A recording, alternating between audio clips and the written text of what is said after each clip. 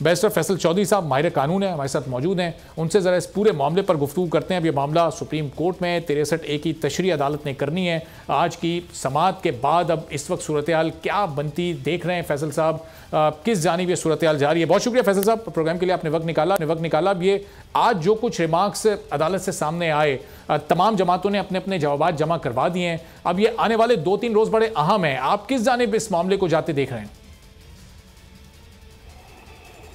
Remarks तो क्योंकि जजेस के सवाल जवाब होते हैं और वो अपनी मुख्तलिफ क्यूरीज रेज करते हैं क्लैरिफिकेशन के लिए, सब तो रिमार्क्स जो है वो आज आए हैं। लेकिन जो असल में जो मेन मकसद है वो ये है कि जो एक दौर में एक सियासत होती रही, लोटाक्रेसी की, फ्लोर क्रॉसिंग की, लोग उठाए गए, बेचे गए, और मेंबरान की जो मेंबर शॉपिंग जो है उसको रोकने के लिए हुकूमत जो है उन्होंने ये इनिशिएटिव लिया है और उसमें सुप्रीम कोर्ट से राय मांगी है। और ये रेफरेंस जो है पाकिस्तान की सियासी तारीख में एक बहुत ही, और आईनी तारीख में एक बहुत ही अहम रेफरेंस है, जिससे ये जाहिर होगा कि क्या पाकिस्तान में वो जो 90 की दहाई की सियासत थी वो दफन हुई है या उसको अभी तक जो है वो अभी जिस तरह से दोबारा जिंदा किया गया है। तो इसमें ये बड़ा अहम एक राय जो है सुप्रीम कोर्ट देगी और उम्मीद करता हूँ कि ओपिनियन दी जाएगी। ठीक है, तो फैसल साहब, ये अगर सुप्रीम कोर्ट ऑफ पाकिस्तान मुनहरिफ अरकान को वोट डालने की इजाज़त दे देता है और फिर ताहयात नाअहली की जो इस वक्त तलवार उनके सर पर लटक रही है वो भी नहीं होती, इस मामले से भी वो निकल जाते हैं, तो फिर ये इस पूरी सूरत हाल में फ्लोर क्रॉसिंग को रोकने के कौन कौन से कानूनी ऑप्शंस फिर बाकी रह जाते हैं? फिर तो हमेशा इसी तरह होगा, फिर तो इस फ्लोर क्रॉसिंग को, इस हॉर्स ट्रेडिंग को कभी भी नहीं रोका जा सकता। नहीं, फिर तो कोई हुकूमत जो है अपनी मुद्दत पूरी नहीं कर पाएगी और फिर ये तो फैशन आ जाएगा कि आप लोग जो है खरीदें, खासकर जो स्पेशल मेंबरान है वो उनको लें, और जैसे अभी भी हो रहा है, और लोगों को लालच दें, मुख्तलिफ पैसे का लालच दें, टिकट का लालच दें, यूज़ करें उनको मुख्तलिफ हीले बहानों से और चलता करें हुकूमत वक्त। वो पार्टीज जो है वो बिल्कुल ज़ीरो हो जाएंगी। अब इस तरह से अगर मामला जो है फ्लोर क्रॉसिंग की इजाज़त तो खैर नहीं कहा जा सकता, लेकिन यह है कि जिस तरह से फ्लोर क्रॉसिंग हो रही है अगर उसका नोटिस नहीं लिया जाएगा तो इससे फिर पाकिस्तान में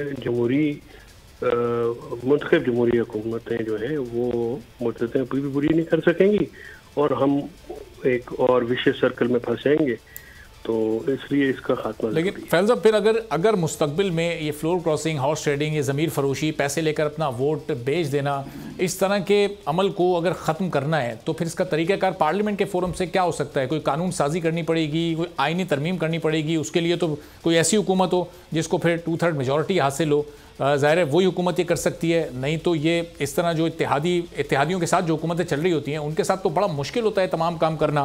फिर ये इसी तरह से मुमकिन होगा?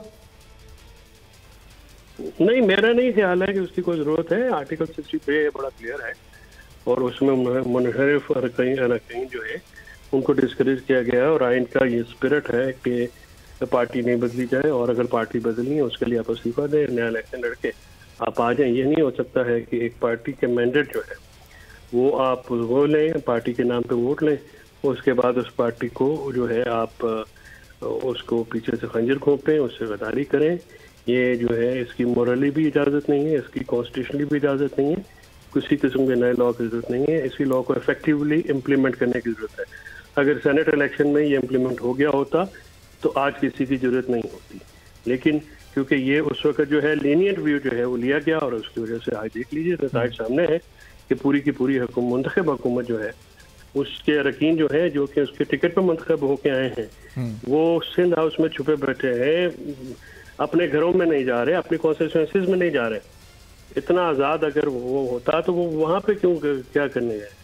तो ये बातें जो हैं ये पाकिस्तान में एक शाह तारीखी बाब है, एक तारीख बाब है पाकिस्तान की सियासत का, उसका खात्मा बहुत ज़रूरी है। ये पाकिस्तान में तो इस हुकूमत का सवाल नहीं है, पाकिस्तान में आइन और जमहूरियत के मुस्तकबिल के लिए। फैसल साहब, ये ताहयात नाअहली वाला जो मामला है इस पर क्या हुकूमती तजाद आपको नज़र आ रहा है? एक तरफ फैसल वाडा साहब वाला केस जो थोड़े अरसे पहले हुआ था, जब उनको ताहयात नाअहल किया गया तो उनकी इस नाअहली को ख़त्म करने के लिए इस वक्त पाकिस्तान तहरीक इंसाफ और वो खुद अदालत में, और यहाँ अपने मुनहरिफ अरकान के ख़िलाफ़ पाकिस्तान तहरीक इंसाफ और हुकूमत ये चाहती है कि किसी तरह इनको लाइसेंस मिल जाए, इनको नाअहल कर दिया जाए ताकि ये वोट ना डाल सकें।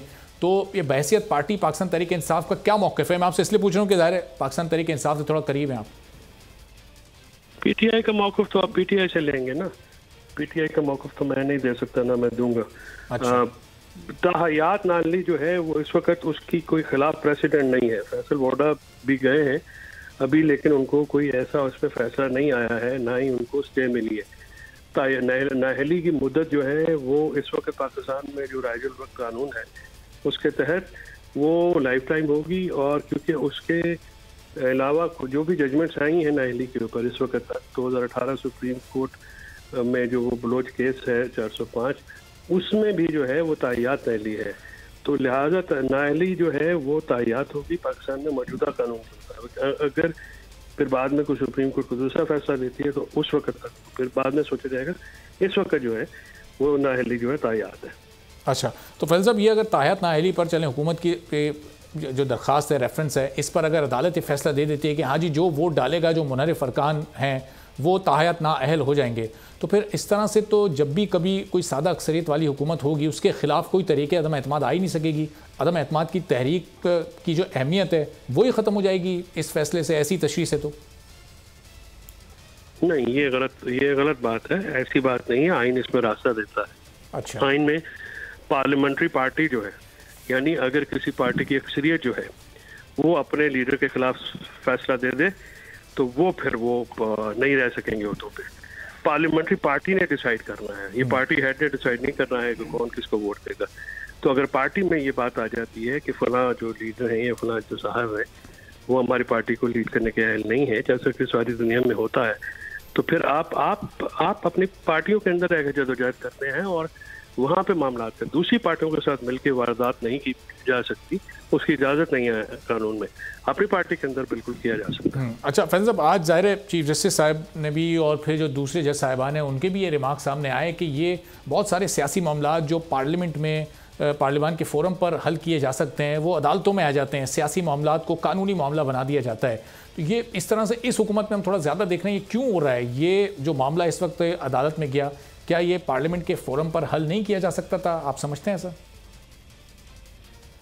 पार्लियामेंट के फोरम पे जब कोई मामला तय नहीं हुआ तो तभी अदालत में आया है ना जी। अगर पार्लियामेंट में जो है मामला तय हो जाता फिर तो यहाँ पे नहीं आता। और अदालत में जो है वो, क्योंकि वो चीफ जस्टिस साहब के रिमार्क से एक बैकग्राउंड है, वो ये कह रहे थे कि कॉमन जो आम लोगों के केसेस है वो मुतासर होते हैं, तो हमारी प्रायोरिटी वही है। तो लिहाजा इसको अगर आप आपस में बैठ के सेटल करते तो ज़्यादा बेहतर था। लेकिन कानून और आइन के मुताबिक तशरीह जो है वो आला अदालतों ने करनी है आइन की।